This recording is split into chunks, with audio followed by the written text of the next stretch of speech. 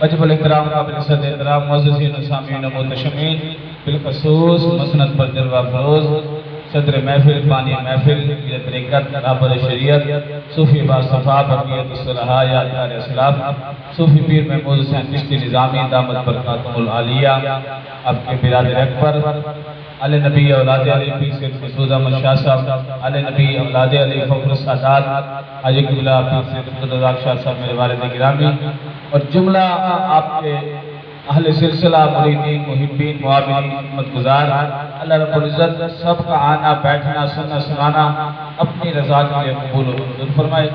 Time کافی بیت چکا، ابتدا کرتے ہیں امام المشارق والمغارب، اسد الہ الغالب، محیر المشکلات، ابو تراب، ابو الحسن، مولا کائنات، حضرت سیدنا علی المرتضی شیر خدا حیدر کرار رضی اللہ تعالیٰ عنہ کی پاک بارگاہ سے امیر المومنین و امام المتقین حضرت سیدنا ابو بکر صدیق رضی اللہ تعالیٰ عنہ مسجد نبوی میں بیٹھے ہیں، پاک نبی تشریف فرما ہیں۔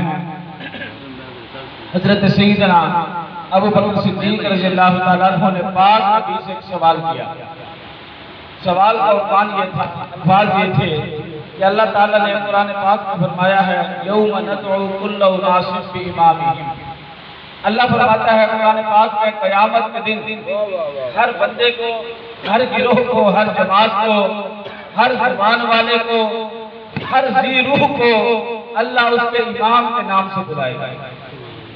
حضرت ابوبکر صدیق نے کہا یا رسول اللہ صلی اللہ علیہ وآلہ وسلم یہ ارشاد فرمائیں کہ وہ امام کون ہے؟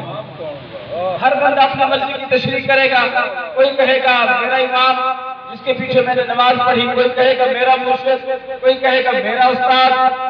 حضرت امام الانبیاء صلی اللہ علیہ وآلہ وسلم خاموش ہو گئے۔ دوسری مرتبہ سوال ہوا، تیسری مرتبہ سوال ہوا، 70 مرتبہ جناب ابوبکر صدیق نے سوال کیا، پاک نبی خاموش رہے۔ کچھ دیر گزری، مولا کائنات مسجد نبوی کے دروازے میں داخل ہوئے۔ پاک نبی نے فرمایا اے ابوبکر کھڑا ہو، اپنا سوال وہی بیان کر۔ پہلے 70 مرتبہ سوال کیا، جواب نہیں ملا۔ پاک نبی نے فرمایا ایک بار سوال ہوگا فوراً جواب مل جائے گا۔ حضرت ابوبکر صدیق نے الفاظ دہرائے، عرض کی یا رسول اللہ صلی اللہ علیہ وسلم قیامت کے دن رب نے فرمایا ہے ہم لوگوں کو امام کے نام سے بلائیں گے، امام کون ہے؟ پاک نبی نے فرمایا سامنے آنے والے کو دیکھ لو، قیامت کے دن سب کو علی کے نام سے پکارا جائے گا۔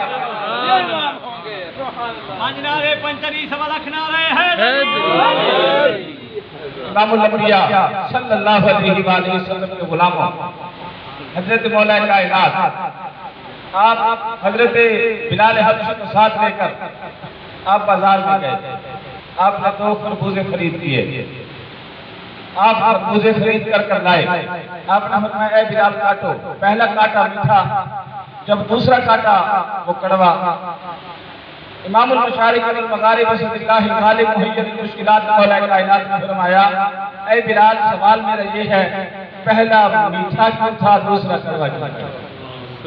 حضرت بلال حبشی نے کہا ہاتھ باندھ کر یا علی آپ ہیں علم کا شہر، میں آپ کے سامنے کیا لفظ کشائی کروں، آپ ہی جانتے ہیں۔ اور کسی نے پوچھا مولا کائنات سے کہ یا علی آپ عرش کی خبریں بھی دیکھتے ہیں، تحت الثری کی خبریں بھی دیکھتے ہیں، یہ علم کہاں سے ملا؟ آپ نے فرمایا ایک بار زبان مصطفیٰ کو پوچھا تھا، زبان مصطفیٰ کی برکات ہے۔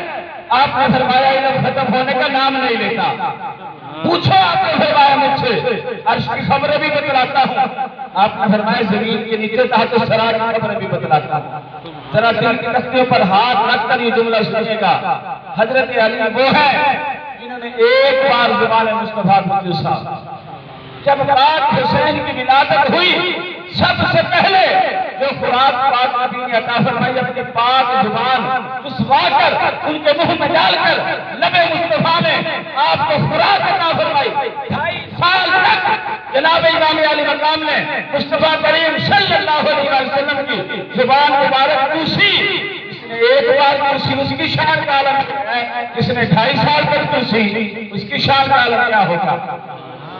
اب حضرت بلال حبشی کو پاک نے فرمایا کہ رب نے جب ہمیں تکلیف فرمایا اور خود امام الانبیاء صلی اللہ علیہ وسلم نے فرمایا خلقت انا وعلی من نور واحد، پاک نبی نے فرمایا ہے یعنی تجھے اور مجھے رب نے ایک ہی نور سے تخلیق فرمایا ہے۔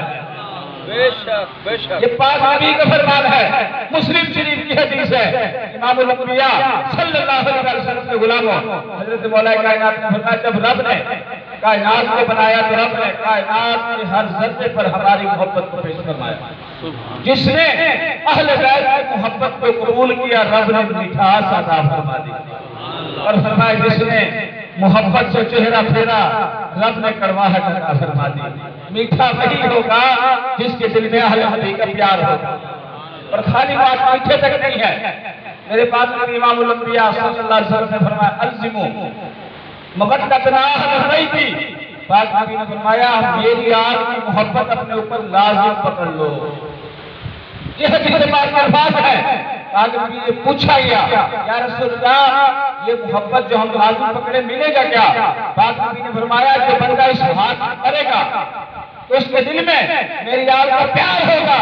پاک نبی نے فرمایا وہ میری اور میری اہل بیت کی شفاعت کا حقدار ہوگا۔ دوسرے لفظوں میں یوسف سے پاک نبی نے بتلا دیا کہ دنیا میں جب رب زندگی دے تو تم اہل بیت کی محبت کو نہ بھولنا، قیامت میں ہم نہیں بھولیں گے۔ یہ آسان سے مانا ہے۔ دوسری حدیث بات سنیں، پاک نبی امام الانبیاء صلی اللہ علیہ وسلم نے فرمایا والذی نفسی بیدہ، فرمایا لوگوں قسم ہے مجھے اس ذات کی جس کے قبضہ قدرت میں محمد کی جان ہے۔ اب سنیں میرے پاک نبی امام الانبیاء صلی اللہ علیہ وسلم نے فرمایا لا ينفع عبد عملہ، پاک نبی نے فرمایا دنیا کے اندر کسی بندے کو اس کا کوئی عمل فائدہ نہیں دے گا۔ حاجی کو اس کا حج فائدہ نہیں دے گا، نمازی کو اس کی نماز فائدہ نہیں دے گی، سخی کو اس کی سخاوت فائدہ نہیں دے گی، قاری کو اس کی تلاوت فائدہ نہیں دے گی، محدث کو اس کا محدث ہونا فائدہ نہیں دے گا، مفتی کو اس کا علم فائدہ نہیں دے گا۔ فرمایا جتنا مرضی عبادات کر لو، جتنے مرضی علم والے بن جاؤ، جتنے مرضی ترقی کر لو، دنیا کے اندر کوئی عمل تمہیں فائدہ نہیں دے گا الا بیمار حق آج نبی نے فرمایا جب تک میرا اور میری آل کا حق ادا نہ کرو گے، ان سے محبت نہ کرو گے، ان سے مودت نہ کرو گے، اس وقت تک رب کی بارگاہ میں کوئی عمل قابل قبول ہی نہ ہوگا۔ اہل نبی کی محبت، پاک نبی کی محبت اور اہل بیت کی محبت یہ ایمان کی بنیاد ہے۔ اگر اس کے ساتھ اعمال ہیں تو پھر نماز بھی قبول ہے۔ آپ دیکھتے نہیں کہ کربلا کے میدان میں نماز ہے، اذان ہے، تلاوت ہے، کلمہ ہے، لیکن حسین نہیں ہے، حسین کا پیار نہیں ہے، حسین کا ادب نہیں ہے، نبی کی آل کا احترام نہیں ہے۔ قیامت تک کے لیے لعنتوں کو حقدار بنائے، قیامت تک ان پر لعنت کی جاتی رہے گی۔ اعمال سارے موجود ہیں، پاک نبی نے ٹھپا لگا دیا، پاک نبی نے مہر لگا دی، پاک نبی نے فرمایا خبردار تم جتنے بھی عمل کر لو زیادہ سے زیادہ دیندار بن جاؤ گے، لیکن یاد رکھنا تم دیندار ہو، میرا حسین دین ہے۔ خواجہ خاقان نے ترجمہ کر دیا، وضاحت کر دی، فرما دیا شاہ است حسین بادشاہ است حسین، دین است حسین، دین پناہ است حسین، سرداد نتاد است در دست یزید حقا کی بنائے لا الہ است حسین۔ کچھ ذکر پاک واقعہ کربلا کا، اس کے بعد انشاءاللہ جو حکم تھا وہ انشاءاللہ مکمل کر کے اختتام کی طرف۔ جب سیدنا امام علی مقام کے پاس خط لکھا گیا اور خط لکھنے کے لیے باقاعدہ اوپر کے اندر اجلاس ہوا، اب جو اجلاس کا سپریم کمانڈر تھا وہ تو سلیمان مخزومی۔ یہ مولا کائنات نے جب جنگیں شروع ہوئی تو آپ نے اپنا مرکز کوفہ کے اندر منتقل کر دیا تھا۔ وہیں پر جو لوگ تھے آپ کے چاہنے والے، اس دور کے اندر انہوں نے اپنا نام رکھا شیعان علی، اور انہوں نے وہاں پر اجلاس بلایا جب حضرت امیر معاویہ کے انتقال کی خبر ان کو پہنچی اور یزید کے تخت نشین ہونے کی خبر پہنچی تو انہوں نے آپ کے پاس خط لکھا. خط کا عنوان یہ تھا کہ یا حسین بن علی، آپ جانتے ہیں کہ اللہ کی حدوں کو توڑا جا رہا ہے، اللہ رسول کے فرامین کو روندا جا رہا ہے اور کتاب اللہ کو تحریف کیا جا رہا ہے، دین مصطفیٰ میں تبدیلی کی جا رہی ہے. حالانکہ اللہ نے قرآن پاک میں واضح فرما دیا اب غیر دین اللہ یبغون، کہ جو اللہ کے علاوہ، اللہ کے دین کے علاوہ کوئی اور راستہ تلاش کرے، اللہ پاک نے فرمایا وہ جان لے کہ اس کا ٹھکانہ جہنم. اللہ کے دین میں کوئی تبدیلی نہیں آ سکتی، کسی صورت نہیں ہو سکتی.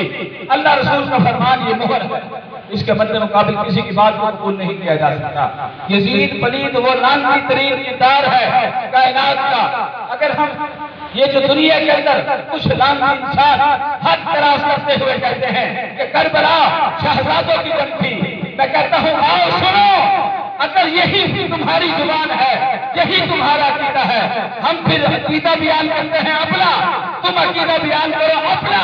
ہم حسین کا شجرہ بیان کرتے ہیں، تم یزید کا شجرہ بیان کرو. یا پھر ہم سے سنو، حسین وہ ہے کہ جس کا نانا امام الانبیاء، یزید وہ ہے جس کا نانا ابن وہبہ، حسین وہ ہے جس نے دودھ پیا حضرت سیدہ طیبہ طاہرہ زاہدہ عالمہ راکیہ ساجدہ حضرت سیدہ فاطمہ الزہرا سلام اللہ تعالی علیہا، ان کی گود کے اندر آپ کھیلے.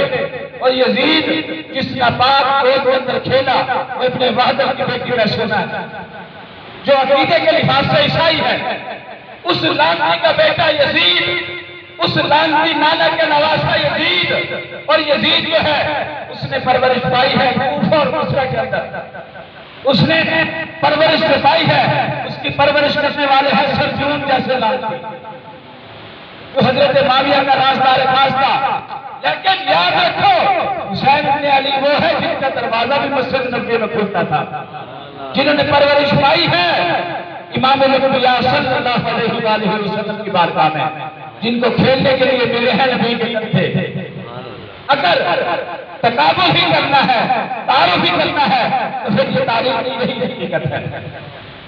تو جب مولا کائنات کے پاس خط آیا، خط کا عنوان یہ تھا کہ اے حسین بن علی، آج ضرورت ہے دین کو، امر بالمعروف کی نہیں انل منکر کی. تو ہم آپ سے التجا کرتے ہیں کہ آپ تشریف لائیں، ماحول سازگار ہیں، ہم جمع ہیں، ہم آپ کے ساتھ ہیں. اور اگر آپ تشریف نہ لائے، قیامت کے دن رب نے ہم سے پوچھا، قبر ہم سے پوچھا گیا کہ تم نے دین پر ظلم ہونے کے باوجود دین کو تبدیل کیا گیا، تم خاموش کیوں رہے؟ تو ہم کہہ دیں گے کہ ہم نے چاہا تھا حسین بن علی کو بلانا، لیکن وہ آئے نہیں. اور جب وہ آئے نہیں تو چونکہ ہمارے پاس کوئی لیڈر نہیں تھا، ہمیں گناہ دکھانے والا نہیں تھا، ہمارے پاس کوئی امام نہیں تھا، تو ہم بھی خاموش ہو گئے. سیدنا حسین بن علی نے تمامی سے مشورہ کیا تو تمامی نے کہا یہ کوفی جو ہے نایوبی، ان کی کسی بات کو کوئی اعتماد نہیں کیا جا سکتا. آپ نے فرمایا بات کوفیوں کی نہیں ہے، بات ہے اللہ رسول کے فرامین کی، بات ہے شریعت مصطفیٰ کی، بات ہے دین مصطفیٰ کی. آپ نے فرمایا کہ ایسا نہیں ہو سکتا کہ مجھے دین کے لیے بلایا جائے، دین کے لیے پکارا جائے. اور یاد رکھیں جب کسی کو خون دیا جاتا ہے، آپ کو کہ دوست ہو، عزیز ہو، قارب ہو، اللہ سب کو سلامت رکھے. جب آپ خون دینے جائیں گے تو دو شرطیں ہیں. خون جو ہے دینے والا وہ بیماریوں سے پاک بھی ہو، دوسرے نمبر پر اس کا گروپ بھی میچ کر جائے. اب خون کی ضرورت ہے دین کو. اب دین کے لیے جو خون لگنا تھا، جو خون میچ کر رہا تھا، وہ دین کے وارثوں پر میچ کر رہا تھا. اور دین کے لیے جس پاک خون کی ضرورت تھی وہ پاک خون کا سیدنا حسین بن علی کا. تو امام علی مقام نے فرمایا میں ہر حال میں اس دعوت کو قبول کرنے والا ہوں. انہوں نے کہا ایسا کریں پھر اپنا قاصد بھیج دیں، وہاں کے حالات کی خبر گیری کریں. آپ نے سیدنا مسلم بن عقیل رضی اللہ تعالیٰ عنہ حضرت عقیل کی لخت جگر مولا کائنات کے بھتیجے ان کو مقرر فرمایا. آپ نے فرمایا کہ جاؤ وہاں کی حالات کی خبر گیری کرو اور مجھے آگاہی دیتے رہنا. سیدنا مسلم بن عقیل جب وہاں پہنچے، اب کوفہ کا گورنر تھا حضرت نعمان بن بشیر رضی اللہ تعالیٰ عنہ، نبی کریم صلی اللہ علیہ وسلم کے صحابی، حد درجہ قابل احترام، انتہائی نفیس اعلیٰ شخصیت، انتہائی بااخلاق شخصیت، محب اہل بیت. آپ نے حضرت مسلم بن عقیل کی راہ میں کوئی روڑا نہ لگایا. کسی طریقے بھی آپ کو روکنے کی کوشش نہ کی۔ سیدنا مسلم بن عقیل نے حسین بن علی کی طرف سے بیعت کرنا لوگوں کی شروع کی۔ پہلے دن 12,000 لوگوں نے بیعت کی، دوسرے دن کی تعداد 18,000 تک پہنچی، تیسرے دن 20,000 سے بھی تعداد کراس کر گئی۔ سیدنا امام مسلم بن عقیل نے خط لکھا، یا حسین بن علی آپ تشریف لے آئیں، حالات بڑے سازگار ہیں۔ جب یہ خبریں یزید تک پہنچی تو یزید نے حضرت ماجہ کے دور میں جو رازدار خاص تھا جس کا نام سرجون تھا اس کو بلایا اور کہا کہ تو مشورہ دے، حالات ہمارے ہاتھ سے نکل رہے ہیں۔ اس نے کہا کہ اگر میری بات قبول کرو تو کوفہ کا گورنرشپ کے لیے بہترین نام میں تجھے دوں، اس کا نام ابن زیاد ہے۔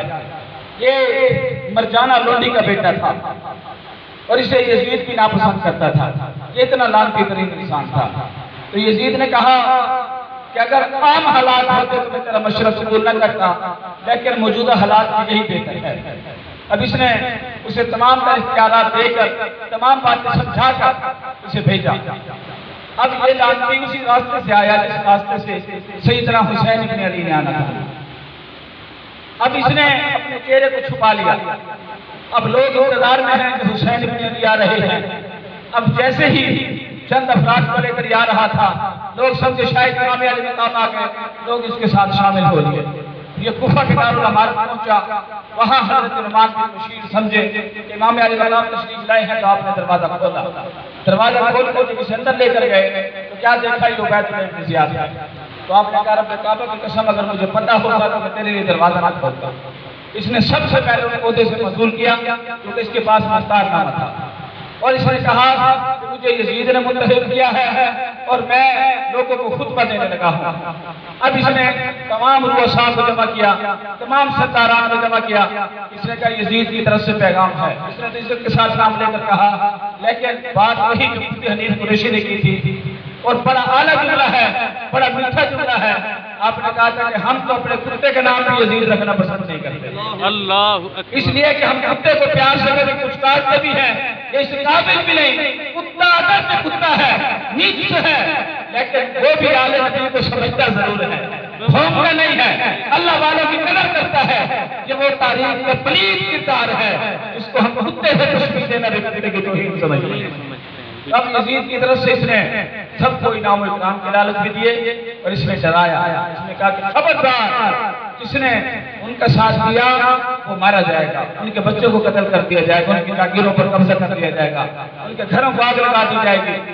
اب اس نے وہاں کے جو مفتیان تھے، جو آج بھی بڑی کوشش کرتے ہیں، بڑا دل لگاتے ہیں یزید کو بے گناہ ثابت کرنے کی، کبھی اس کے قصیدے بیان کرنے کی کوشش کرتے ہیں، کبھی تعویلیں بیان کرنے کی کوشش کرتے ہیں، کبھی دلیلیں بیان کرنے کی کوشش کرتے ہیں۔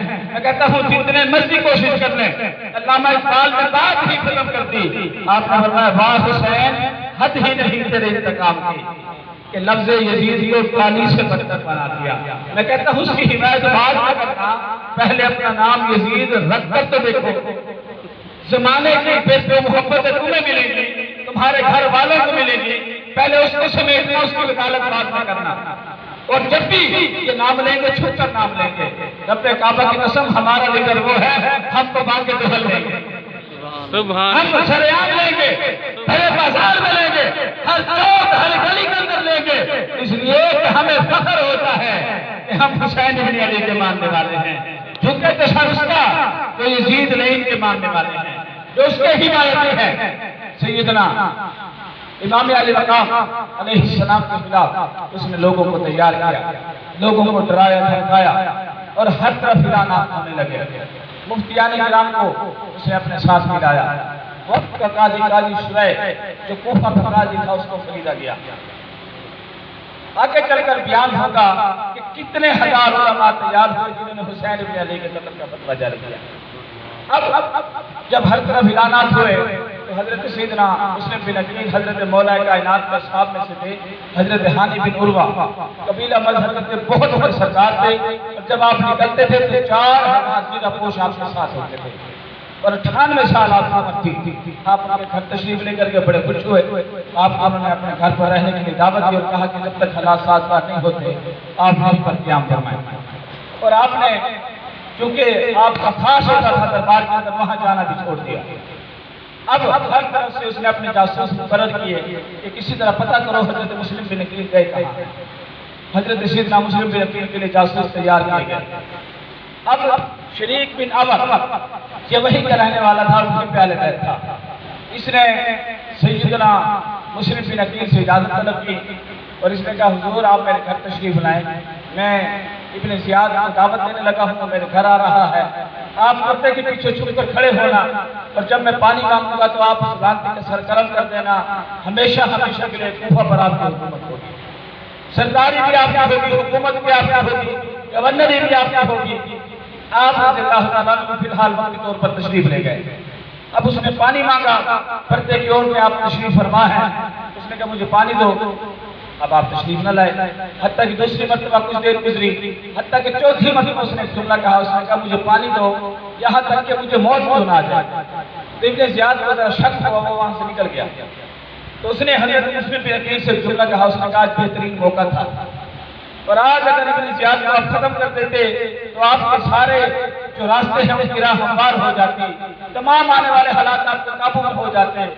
رب کعبہ کی قسم دین مصطفیٰ کا سیکھنا ہے تو اہل بیت نبوت سے سیکھنا ہوگا. ایک جملہ کہا میرے امام نے، سیدنا مسلم بن عقیل نے کہا کہ مجھے امام الانبیاء محبوب خدا صلی اللہ علیہ وسلم کا فرمان یاد آیا.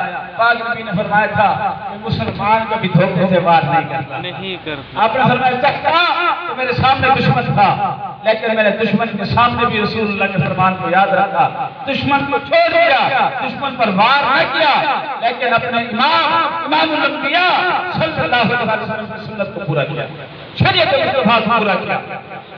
یہ ہے کردار اہل بیت نبوت کا. انشاءاللہ کل یہیں سے موضوع شروع کریں گے. چند باتیں جن کا عجر سے بات ہے. شیخ الاسلام والمسلمین، زہد الانبیاء، حضرت بابا